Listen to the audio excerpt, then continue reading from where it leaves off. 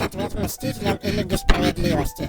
Да что они вообще нам такого сделали? Да из чего авторы решили, что кинокомикс сразу полюбится всеми русскими зрителями и только потом появятся комиксы на основе фильма? Что же они не подумали пойти по методу студии Pixar с суперсемейкой? Короче говоря, всем привет! Это не Карл Саган, а его альтер-эго Карл Неган. Ну вы, в принципе, по голосу меня узнали. Страшному. И сегодня я решил зачитать одну из статей Карла Сагана из Яндекс.Дзена. Сегодня мы попытаемся разобраться, почему же все-таки продолжение российского супергеройского фильма «Защитники» так и не вышел, и почему работу над второй частью фильма так и не начали. Обо всем этом вы узнаете в этом видео, а также и в самой статье. Ссылка на статью будет в описании. И да, ближе к концу видео концовка сказанного мною может отличаться от того, что Карл Саган написал в той статье, поэтому строго не судите, статья была написана еще давным-давно до этого видео. Для начала стоит оговориться, что идея по созданию данного фильма пришла Сайку Андреасяну еще в 2013 году, когда «Мстители» еще в 2012 году собрали большую популярность благодаря своему первому фильму «Кроссоверу». Однако к производству фильма приступили только в 2015.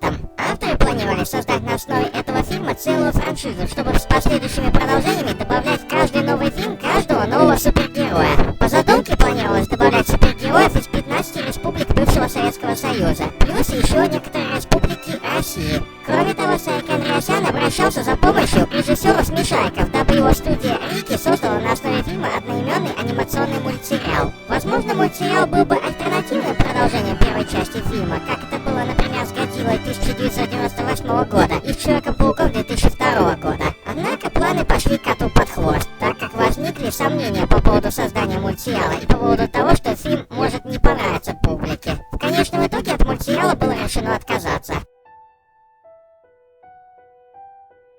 Еще до выхода фильма в кинотеатры братья Андреасяны заранее заявляли, что в случае успеха фильма они уже заранее начнут снимать продолжение. По задумке создателей было решено перенести действие в Китай и добавить китайского супергероя. Возможно, это было решено, поскольку китайский дистрибьютор Трупофильм заключил с авторами сделку на показ данного фильма в самом Китае. Кроме того, идея была неплохой, поскольку именно в Китае чаще всего все фильмы окупаются, и даже американские кинематографисты снимают фильмы, чаще всего стараясь рассчитывать на их прокаты в Китае. В редких случаях фильмы в Китае проваливаются, поскольку там, в отличие от всего мира, не делят заработанные деньги в кинотеатрах пополам на кинотеатры и авторов фильма, а совсем иначе, то бишь авторы получают лишь 30% прибыли, так как китайский кинотеатр наоборот все 70%. И это при том, что китайские зрители очень любят смотреть зарубежные фильмы, которые снимают за пределами своей страны, и тратят на них много денег. Однако планы создателей «Защитников» пошли совсем не так, как они рассчитывали. При бюджете в 360 миллионов рублей или 320 на каждом сайте, посвященном бюджетам фильма, почему-то цифры разнятся, но неважно. В общем, при этой сумме фильм собрал в российском прокате лишь какие-то жалкие 200 миллионов,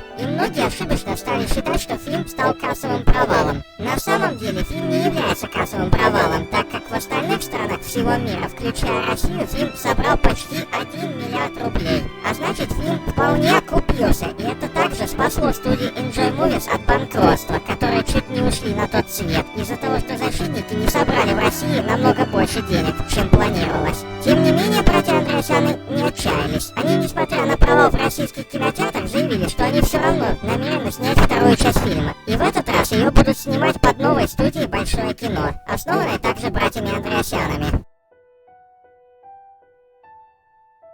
Несмотря на низкие сборы в России и даже на то, что фильм все же окупился во всем мире, братья Андреасяны поменяли концепцию второй части и решили, что они не будут в продолжении добавлять нового супергероя, а убьют одного из главных героев. Ну а про книгу комиксов приквела к первой части фильма, наверное, вообще стоит промолчать, ибо там было показано пару суперзлодеев и один дополнительный супергерой с крыльями, который, возможно, появился бы во второй или третьих частях.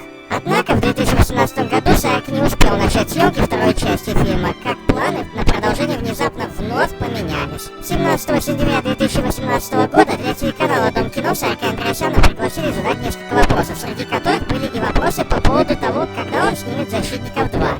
На что он ответил, что он не будет снимать вторую часть. Да и даже если все же снимать, то лучше без него. При этом он также приводил к примеру фильм «Последний богатырь» и заявлял о каких-то исходных кодах. Например, то, что у нас всегда любили только сказки про русских богатырей, а на Западе комиксы с супергероями. С тех пор Сарик стал редко давать интервью, чаще зацикливаясь на других фильмах, и тему с защитниками он больше не поднимал. Пока в ноябре 2019 года не появился некий клуб под названием Hate Talk, куда насильно злые хейтеры Сарика Андреасяна запихнули последнего и с угрозами заставили его признаться, что «Защитники» — плохой фильм.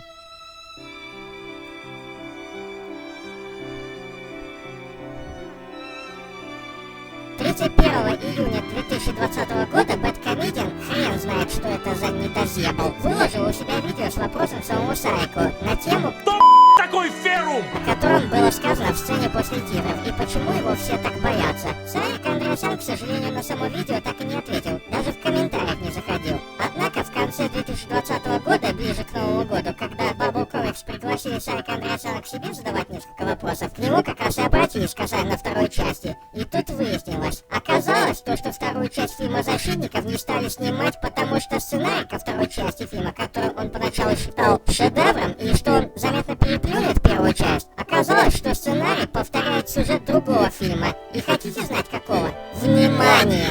Сценарий «Защитников 2» повторял сюжет фильма «Дэдпул 2». Что, вашу мамашу? А от этого мы получаем с вами еще больше удар в сердце.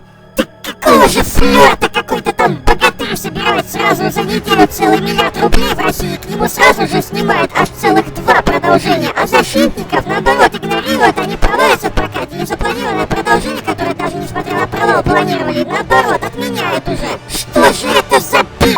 Ладно, все, откинем это и не будем о грустном.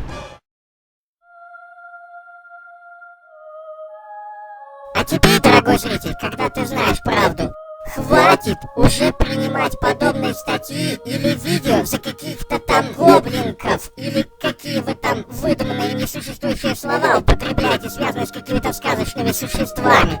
Хватит уже ныть! Как говорил один мудрый человек, хочешь сделать что-то лучше, сделай это сам. Попробуй снять настоящий и без всяких издевок «Защитников 2» сам, если ты такой умный. Особенно я плююсь от тех, кто всякую ерунду до сих пор по «Защитникам» делают, дабы оскорбить фильм и самого Сарика еще больше. Особенно меня бесит обзор одного придурка Дениса Оптимистра, который при обзоре на книгу комиксов «Приквел «Защитников» бормотал всякую флиртню о том, что надо ставить памятники тем, кто не стал работать над «Защитниками». Он сам-то себя вообще слышит? Он вообще головой думает, прежде чем говорить какой-то бред? За что этим людям ставить памятники? За то, что они ничего не сделали? В таком случае давайте мы будем ставить квадриллионы памятников абсолютно всем людям на нашей планете Земля, ведь они ничего не сделали и ничего не добились в жизни. А все старые памятники типа лысого придурка Путина, Пушкина, Гоголя и других разрушим и забудем про них навсегда, так как они хоть чего-то добились в жизни и им памятники не нужны. Да? Он это имел в виду? Памятники ставят только тем людям, которые по заслугам чего-то в жизни добились. Например, победили в какой-то смертельной войне или отдали жизнь за родную страну. А вот если бы я, например, захотел бы снять «Защитников 2», учил бы и исправил бы все ошибки первой части, вот тогда бы мне за такой героический подвиг и стоит все же поставить памятник.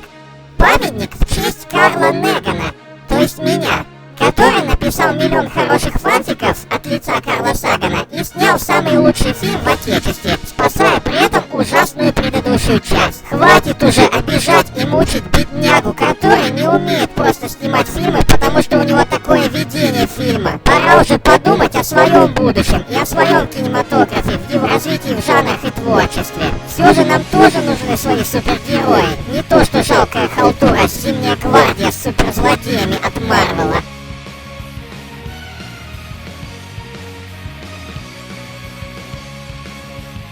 Надеюсь, видео вам понравилось. Не забывайте ставить пальцы вверх и подписываться на канал и нажимать на колокольчик. И помни, если ты ставишь палец вниз,